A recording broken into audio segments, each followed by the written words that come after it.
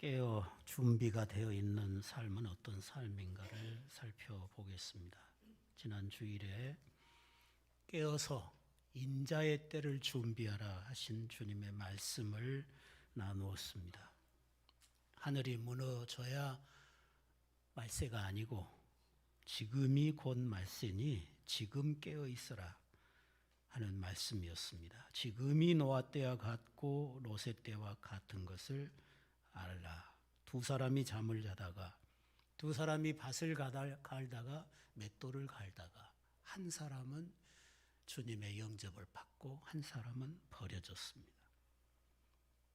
이 사람들이 밭을 갈고 맷돌을 갈고 잠을 자고 있는 것을 보면 지금 상황이 평안한 시대라는 걸 알 수 있습니다. 그런데 갑자기 그날 밤에 주님이 오신 거죠.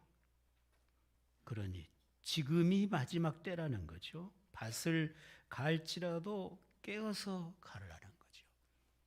잠을 자더라도 깨어있는 자로, 주님을 사랑하는 자로 잠들라는 거죠. 맷돌을 갈더라도 주님을 위해서 최선의 선택을 하고 맷돌을 갈라는 것입니다. 우리가 믿음으로 하지 않는 모든 것은 죄악입니다. 오늘 우리가 부활의 영으로 살지 아니하면 모든 것은 죄가 됩니다. 내가 날마다 무엇을 위해 일하고 무엇을 위해 살고 있는지 믿음으로 설명할 수 있도록 살라고 말씀을 드렸습니다. 나는 예수님 때문에 이렇게 산다고, 나는 예수님 때문에 지금 이 모습으로 산다고 주님 앞에서 설명할 수 있도록 사는 생이 아니면 죄된 삶일 수밖에 없는 거고 깨어있지 못하는 것입니다. 예수님 때문에 사는 생이 아니면 그 사람은 죄로 잠들어 있는 상황입니다. 세상이 아무리 부패하고 타락하고 교회 안에 온갖 거짓 선지자와 거짓 가르침이 판을 치고 사랑이 식어지고 불법이 성행해도 우리가 진실로 인자 앞에 서기를 원한다면 세상 핑계대지 말고, 환경 핑계대지 말고 정신 바짝 차리고 주님 앞에서 믿음을 지키고 뜨겁게 주님 사랑하고 주님이 맡겨주신 자신의 직무를 잘 감당하는 삶이 되어야 될 것입니다. 우리가 훌륭한 일을 못해도 괜찮습니다. 유명한 사람이 못돼도 상관없습니다. 그러나 깨어 있어야 합니다. 주님을 사랑하는 자로 살아가야 합니다. 그래야 주님 오시면 그 주님의 영광의 나라에 영접을 받을 것입니다. 여기 25장에서는 어떤 삶이 깨어있는 삶인지를 세 가지 비유로 주님 설명하십니다. 이 세 가지 비유는 마태복음에만 있죠. 비슷한 비유가 누가복음에도 있지만 누가복음에서는 우리에게 주고자 하는 메시지가 전혀 다릅니다. 그러니까 같은 비유가 아니죠. 전에도 늘 말씀드리지만 예수님의 비유는 두 종류가 있습니다. 하나는 조목조목 해석해도 되는 비유가 있죠. 예를 들어 씨 뿌리는 비유 그러면 농부는 하나님입니다. 씨를 뿌리는 사람은 설교자입니다. 씨는 말씀입니다. 길바닥에 떨어진 씨를 먹어버린 새는 마귀라고 했습니다. 하나님의 말씀을 받았다가도 가시가 찔려서 그 씨가 자라지 못한 것처럼 열매 맺지 못한다고 그랬는데 그 가시와 그 엉겅퀴들은 세상 염려, 물질에 대한 욕심이라고 해석했습니다. 좋은 밭이 좋은 마음이라고 해석했습니다. 거기서는 조목조목 하나님께서 해석을 하십니다. 그러나 오늘 본문 같은 비유는 조목조목 해석하면 안 됩니다. 그냥 유대 사회에 흔히 있는 일을 통해서 그 결론만 교훈으로 받는 것입니다. 조목조목 해석하면 앞뒤가 안 맞게 되는 거죠. 그 비유를 통해서 결론만 가져오는 것입니다. 조목조목 해석을 해버리면 이솝의 우화처럼 이상한 이야기가 돼버립니다. 오늘 본문 열처녀 비유는 유대사회에 흔히 있는 일을 비유로 해서 그 결론적인 교훈만을 주고자 사용하신 비유입니다. 천국은 마치 등을 들고 신랑을 맞으러 나간 열처녀와 같다 하리니 했으니까, 이제 흔히 예수님은 신랑이고 우리는 신부다, 우리는 신랑 맞을 준비를 잘해야 된다, 그렇게 이 본문을 가지고 이야기를 하죠. 그런데 그 이야기가 아니죠. 여기 열처녀는 신부들이 아니잖아요. 그리고 신부에 관한 이야기는 오늘 비유에 한마디도 나오지가 않습니다. 유대 사회에서는 처녀가 시집을 갈 때 그 처녀 친구들이 10명씩 따라갑니다. 따라가서 함께 그 결혼하는 친구의 들러리들이 되어 주는 거죠. 그러니까 오늘 본문은 결혼 풍속을 가지고 말하고 있는 것이지, 우리가 예수 믿는 성도가 신부이니까 신랑 맞을 준비를 잘해라, 그런 이야기하고는 좀 다른 이야기입니다. 슬기로운 다섯 처녀는 공중에 주님 재림하실 때 들림받아서 올라갈 성도이고, 미련한 다섯 처녀는 들림받지 못하고 7년 대 환난을 겪게 되고, 그리고 7년 환난을 잘 통과하면 이제 그때 제2의 기회가 되어서 있어서 주님 만나게 되고, 이런 식으로 많이 해석을 하는 거죠. 이 세대론자들의 해석입니다. 그런데 오늘 본문에 보면 미련한 다섯 처녀에게 제2의 기회를 주시지 않고 있잖아요. 7년 환난을 통과하면 다시 제2의 기회를 주고 그런 거 없습니다. 그리고 이 기름은 성령이라고 해석을 합니다. 그런데 그것도 안 맞죠. 성령이 뭐 기름 떨어지듯이 떨어지고 또 나누어 갖고 가서 사오고 그럴 수 없잖아요. 그러니까 이 기름을 성령으로 해석해도 안 된다는 거죠. 이 비유를 해석할 때는 결론이 뭐냐는 거죠. 신랑이 생각지 않은 때에 왔다는 거죠. 이 열처녀들이 다 신랑을 기다리다가 더디 오니까 잠들었어요. 열처녀가 다 잠들었어요. 그 잠들지 말라 그 말도 안 맞잖아요. 슬기로운 다섯 처녀도 잠들었습니다. 그런데 다른 게 있죠. 슬기로운 다섯 처녀는 기름을 준비해 놓고 잤습니다. 등잔에 부어진 기름이 떨어져도 보충할 수 있는 기름이 준비되어 있었습니다. 그러니까 신랑이 늦게 와도 상관이 없는 거죠. 그런데 미련한 다섯 처녀들은 등잔 속에 기름만 있었지 따로 기름을 준비하지 않았어요. 신랑이 늦게 오니까 등잔에 기름이 다 떨어졌어요. 그래서 기름을 가진 슬기로운 다섯 처녀에 가서 기름 좀 나눠달라 하니까, 우리가 나눠 불면 우리도 부족하고 너희도 부족하다, 그러니 가서 사다가 써라. 그래서 이 미련한 다섯 처녀들이 기름 사러 간 사이에 신랑이 온 거죠. 오고 혼인집의 문은 닫혀버린 거예요. 신랑이 언제 올지 모른다는 거죠. 그러니 너희들은 준비하고 있으라는 것입니다. 신랑 맞을 준비를 하고 있어야 그게 지혜로운 사람이라고 말씀을 하고 있는 것입니다. 그런즉 깨어 있으라. 너희는 그날과 그 시를 알지 못함이니라. 이것이 오늘 비유의 결론입니다. 여기 열처녀들이 신랑이 어느 시에 올지 모르고 기다리다가 지쳐서 잤던 것처럼 예수님 오실 날과 예수님이 오실 시각은 아무도 알지 못합니다. 그러므로 우리는 오늘 오실 것처럼 깨어 있어야 된다는 거죠. 언제 오셔도 내가 맞을 수 있는 준비가 되어 있어야 된다는 것을 강조하고 있는 것입니다. 천국은 신랑을 기다리는 열처녀와 같다고 말씀하십니다. 지혜로운 처녀는 모든 준비를 갖춰 놓고 아무리 늦게 와도, 아무리 생각지 않은 때에 와도 맞을 준비가 되어 있었습니다. 그러나 어리석은 처녀들은 준비 없이 그저 신랑을 오기만을 기다렸습니다. 신랑이 오면 잔치집에 들어가서 신랑과 함께 즐길 수 있으리라고 생각했습니다. 그러나 정작 신랑이 왔을 때 그들은 신랑을 맞이할 수가 없었습니다. 준비되어 있지 않았습니다.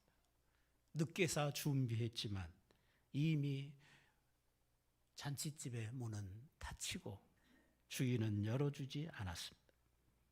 사랑하신 성도 여러분, 오늘 우리 성도들의 삶은 본문의 열 처녀들처럼 주님을 기다리고 살아가는 삶입니다. 주님은 반드시 다시 오신다고 약속하셨습니다. 그리고 오시면 그의 백성들은 영광스러운 잔치에 참여하게 될 것입니다. 우리가 살고 있는 모든 삶의 목표는 주님 다시 오심에 맞추어져야 한다고 하는 것이죠.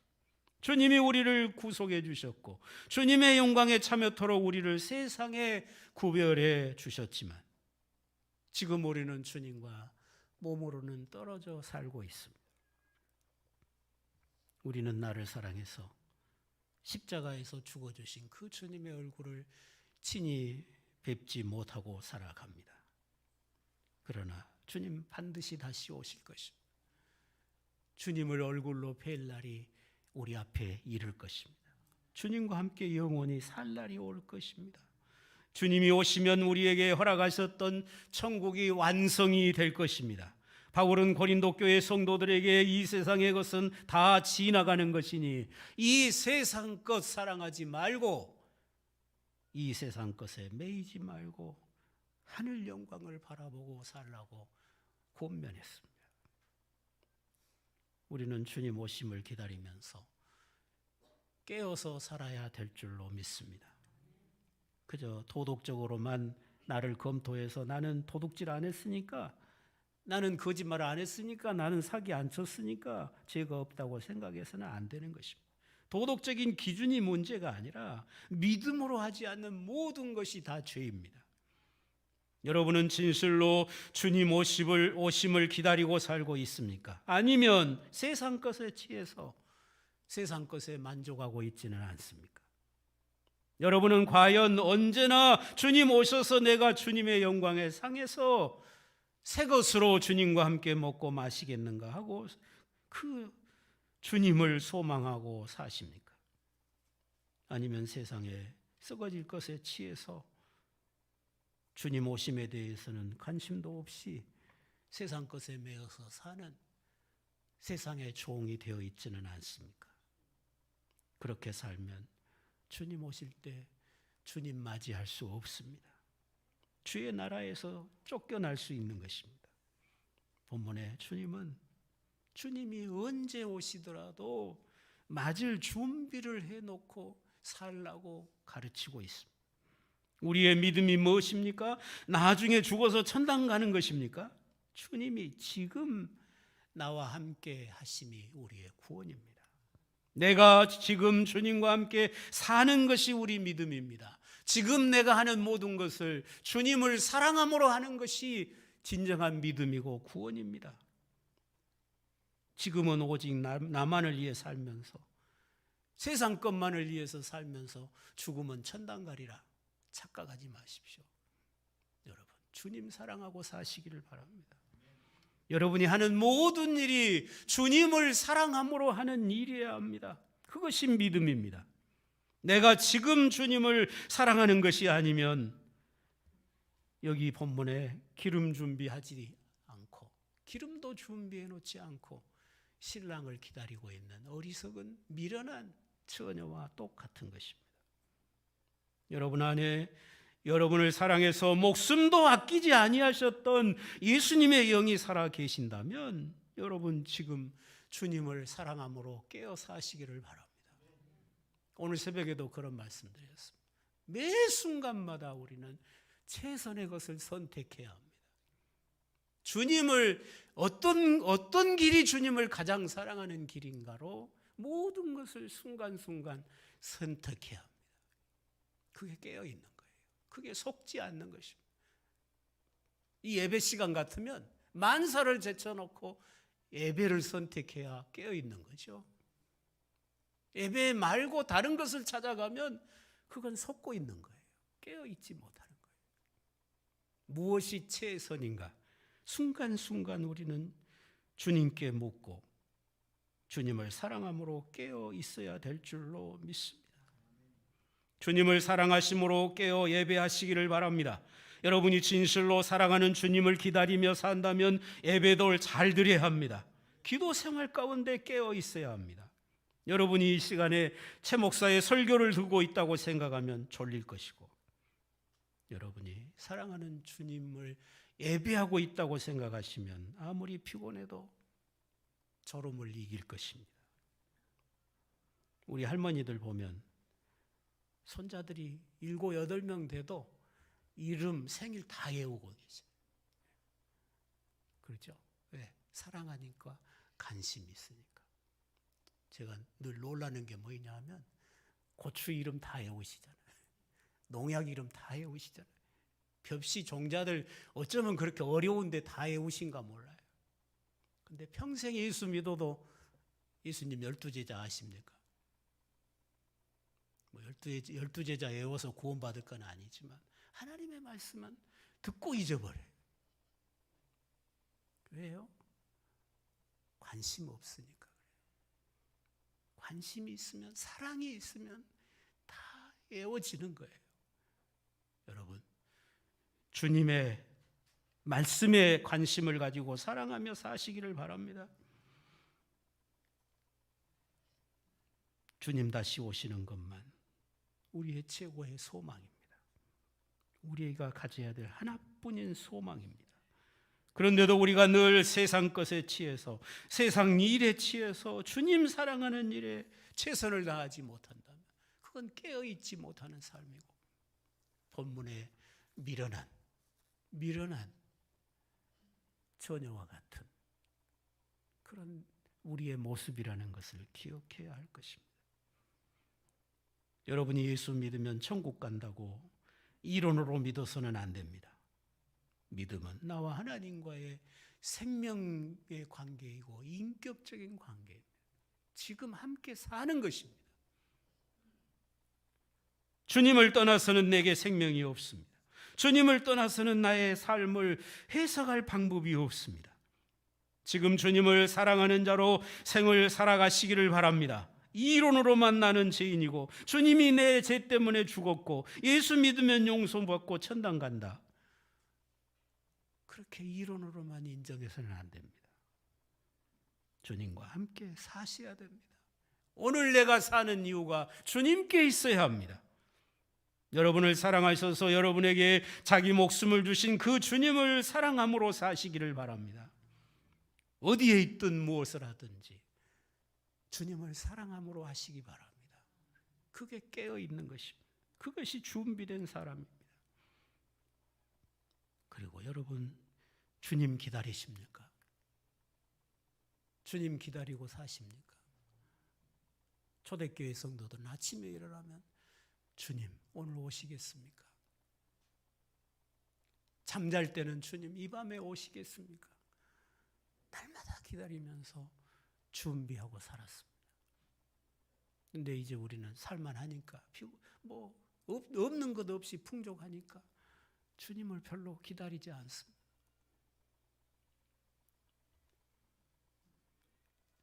주님 오시도록 세상에 취하지 말고, 일에 취하지 말고 깨어서 주님 사랑하시기를 바랍니다.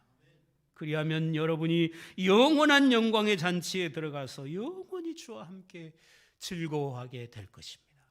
주님의 나라가 완성됐을 때 그 나라를 기업으로 얻게 될 것입니다.